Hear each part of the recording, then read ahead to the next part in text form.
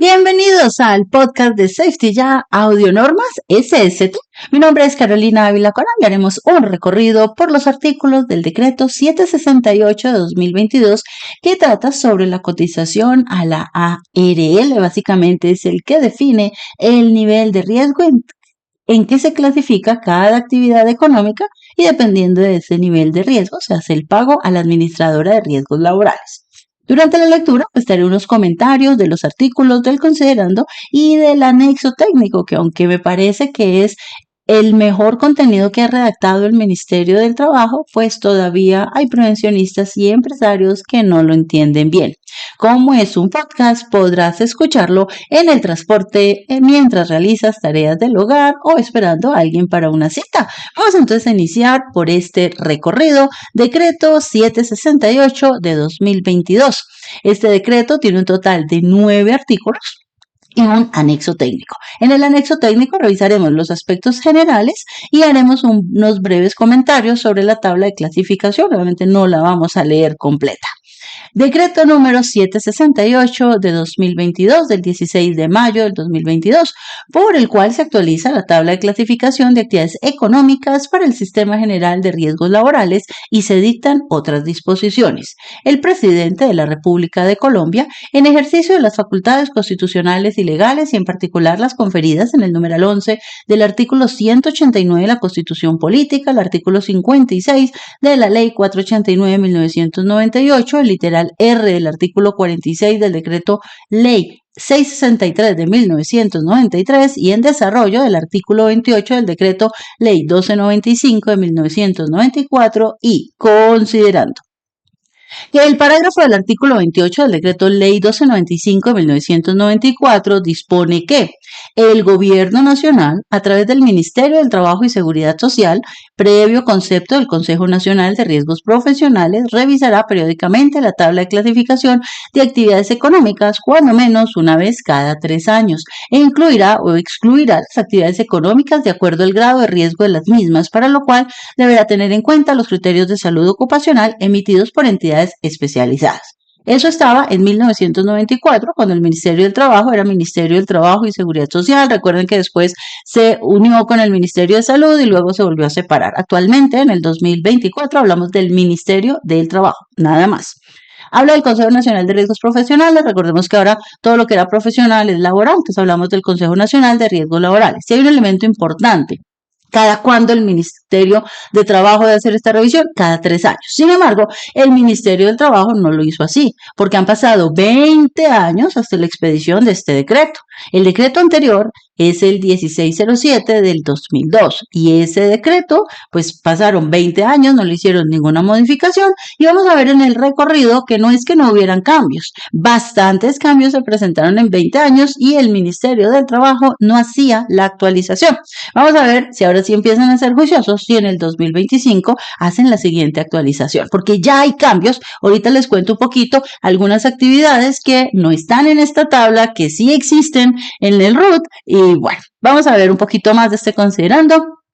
Nos dice que a través del decreto 1607 del 2002 se adoptó la tabla de clasificación de actividades económicas para el Sistema General de Riesgos Laborales. Recordemos que ese decreto pues ya quedó derogado. Que la Ley 1955 de 2019, por la cual se expidió el Plan Nacional de Desarrollo 2018-2022, en su artículo 197 adicionó el literal R al artículo 46 del decreto Ley 663 de 1993, por medio del cual se actualiza el Estatuto Orgánico del Sistema Financiero y se modifica su titulación y numeración, señalando como uno de los objetivos y criterios de la intervención del Gobierno Nacional y en las actividades financiera y aseguradora la de garantizar la suficiencia del Sistema General de Riesgos Laborales a través de la actualización de las actividades económicas y los montos de cotización aplicables a estas.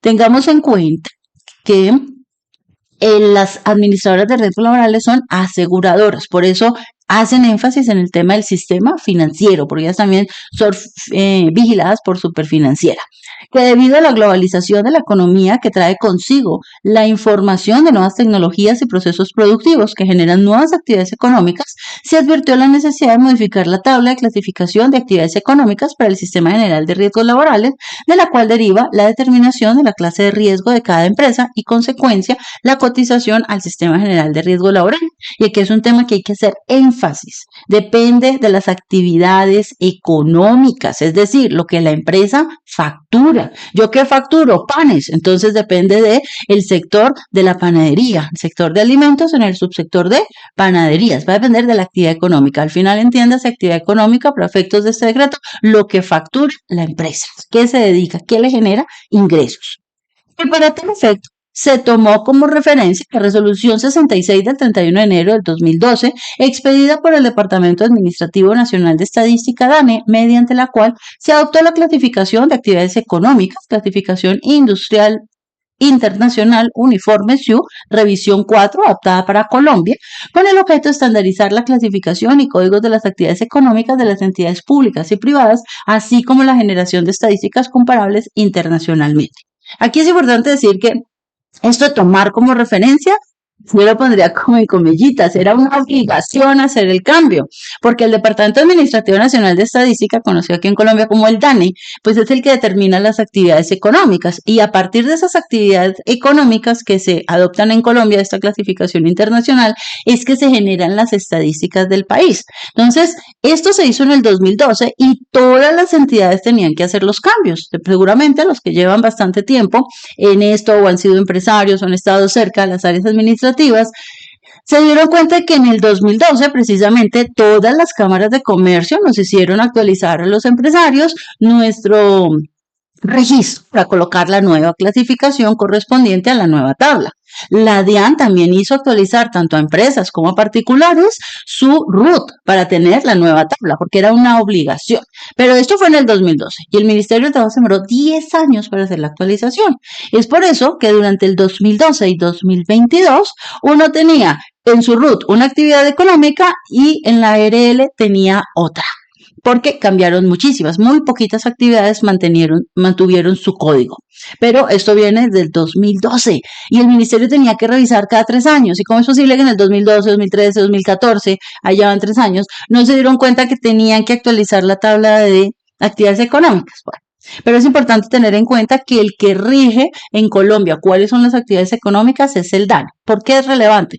Porque a esta tabla, a esta resolución que expidió el DANE en el 2012, se hicieron unas actualizaciones después, pero esas actualizaciones no fueron tenidas en cuenta en el decreto 768. Es por eso que nosotros decimos que en el 2025 pues tendrán que publicar una nueva tabla metiendo esas actividades. Y vamos a ver cómo se hace en el caso de que tengan alguna de ellas.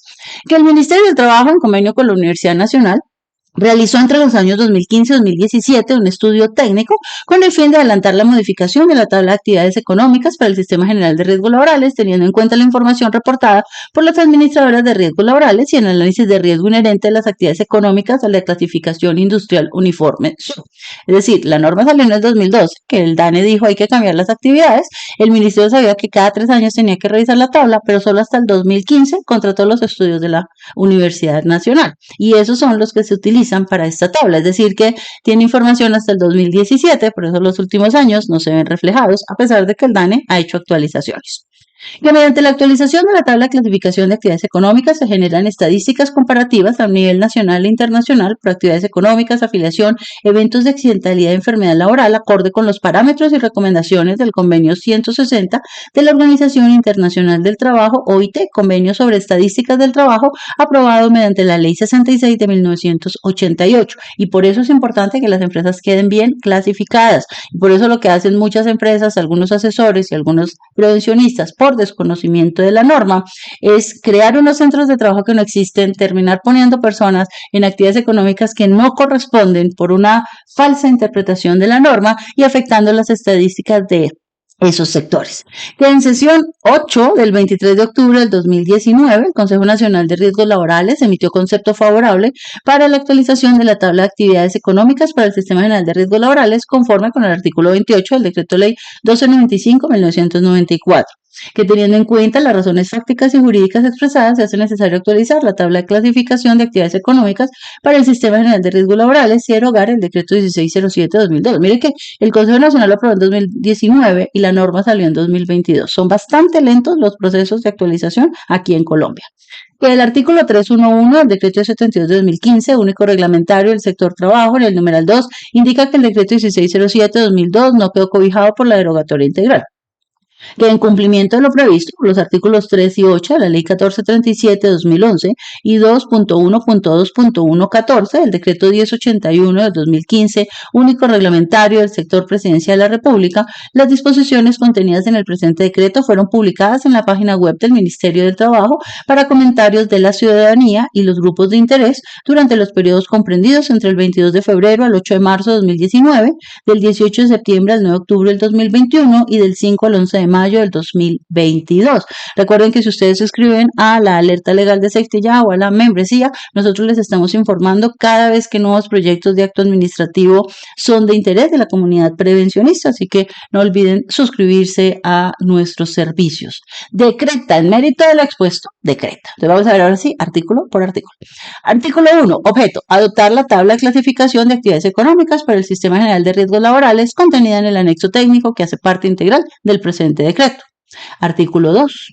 Campo de aplicación. El presente decreto se aplica a los afiliados al Sistema General de Riesgos Laborales, a las administradoras de riesgos laborales ARL y a los operadores de planilla integrada de liquidación de aportes PILA. Y parágrafo. Se exceptúa del ámbito de aplicación del presente decreto los trabajadores independientes que se afilien voluntariamente al Sistema General de Riesgos Laborales, a los cuales se aplicará la tabla de clasificación de ocupantes y oficios más representativos establecida en el artículo 224259 del decreto 1072/2015, decreto único reglamentario del sector trabajo. Aquí viene el primer punto. Esto solo aplica para empresas, para contratantes, no aplica para los independientes. Y en seguridad y salud en el trabajo es bien importante porque cuando yo trabajo como prevencionista en una empresa, como el caso de Safety Ya, que yo trabajo como empleada de una empresa, mi cotización va a depender de la actividad económica de la empresa, que es gestión de sistemas, asesoría, consultoría en sistemas de gestión, y soy riesgo 1. Pero si yo en mi RUT tuviera como actividad económica principal, como Carolina, ¿sí? Ya no como empresa, sino como Carolina, tuviera la de servicios de seguridad y salud en el trabajo, sería riesgo 3, porque se mira en una tabla diferente.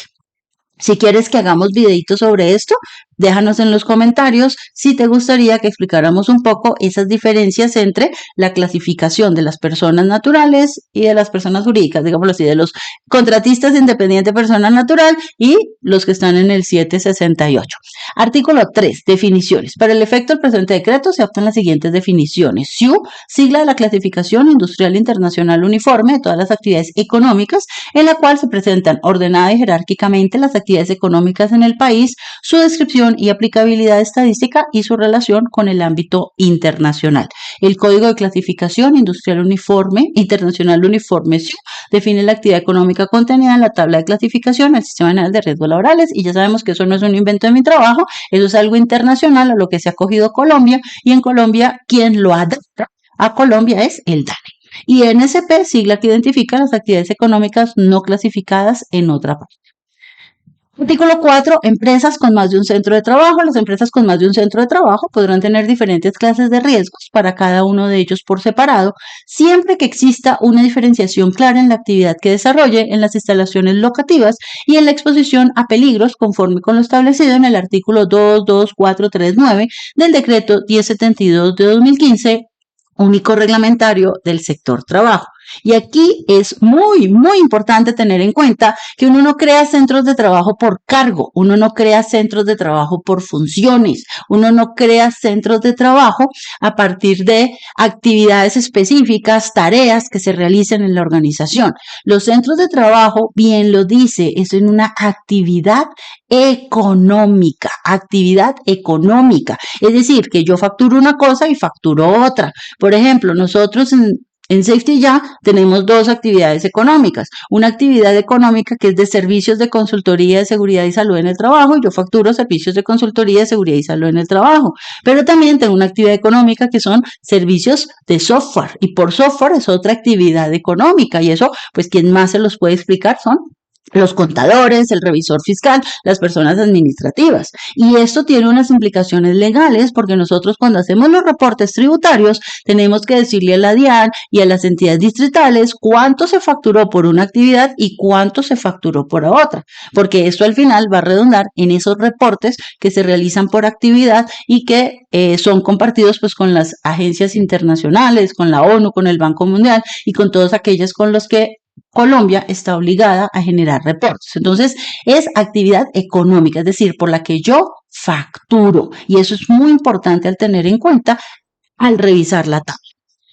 Artículo 5. Clasificación de empresa. De todas maneras, si quieres ver un ejemplo de centros de trabajo donde lo explico con detallado, aquí en el, bueno, aquí encima por aquí te va a salir el enlace de un video que tengo donde explico esa parte de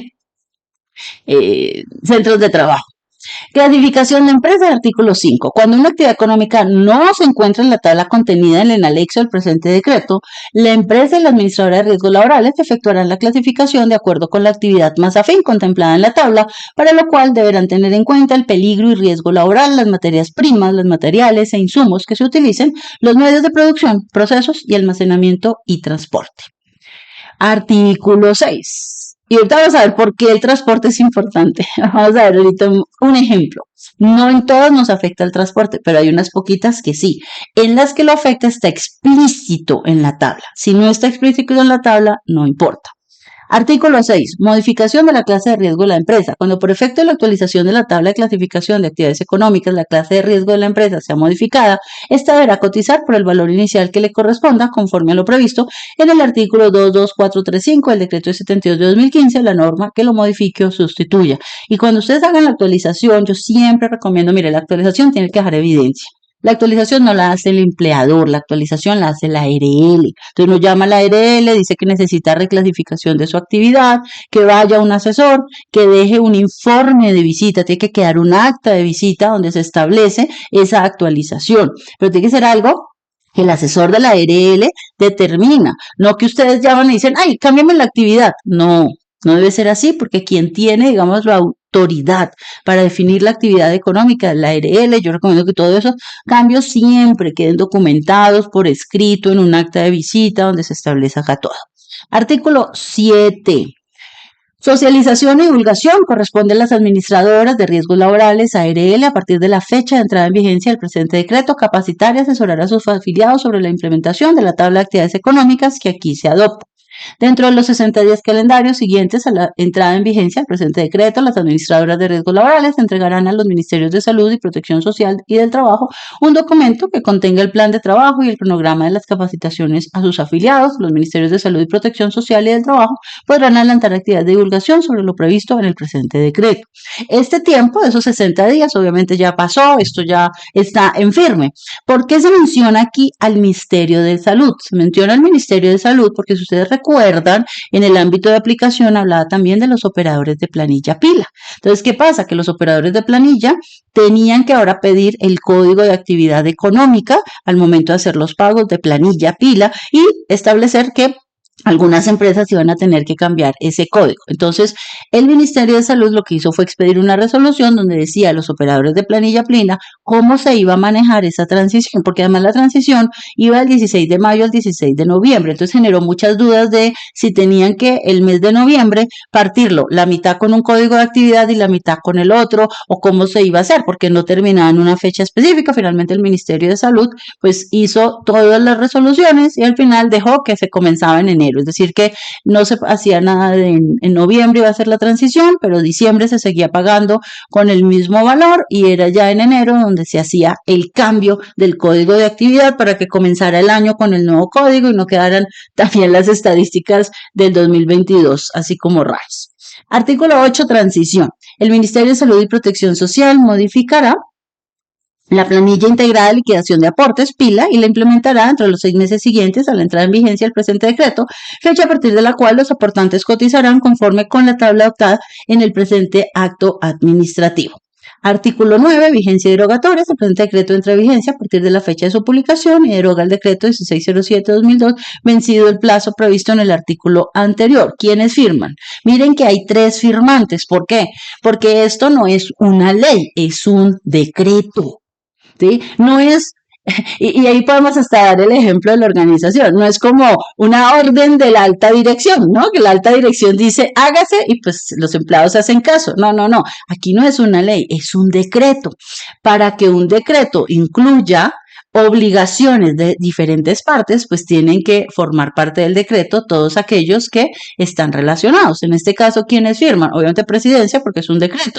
Firma el Ministerio de Hacienda, porque ya vimos que está relacionado con el tema financiero.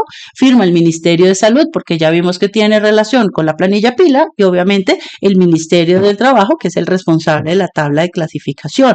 Y eso mismo pasa, por ejemplo, en las reuniones del COPAS. A mí me parece muy curioso cuando hago auditorías y veo las reuniones del COPAS que en la parte de obligaciones, hacer una puerta, ¿quién? El encargado de mantenimiento, hacer una invitación a los trabajadores, ¿quién? Talento humano. Y empiezan a generar un montonón de obligaciones a personas que no asistieron a la reunión. Eso no se hace. En una reunión tú solo generas obligaciones de quienes asistieron a la reunión. Ahora, si yo quiero que la persona de mantenimiento me haga alguna actividad, pues yo la invito a la reunión del COPAS, hablamos con ella de la actividad, esa persona dice, sí, mira, estoy de acuerdo, lo puedo hacer en tal fecha, y entonces ahí sí queda la obligación, el compromiso que adquiere y la firma. Ahora, si no la pude invitar, entonces uno de los miembros del COPAS tendría la obligación de ir a decirle a esa persona, y la obligación que quedaría en el acta sería, Pepe Pérez se comunicará con el área de mantenimiento para indagar la posibilidad de que se pueda hacer esta actividad. Miren que es bien diferente el tema.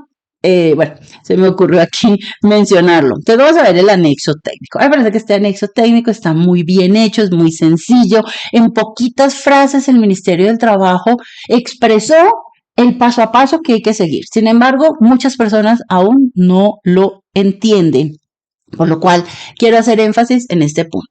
Lo primero que nos dice es la estructura de la tabla de clasificación de actividades económicas. La tabla se encuentra conformada por un código de 7 dígitos que identifica la clasificación de las actividades económicas, al frente del cual se encuentra la descripción de la respectiva actividad. El mencionado código se compone de 7 dígitos. El primer dígito, la clase de riesgo, 1, 2, 3, 4 o 5.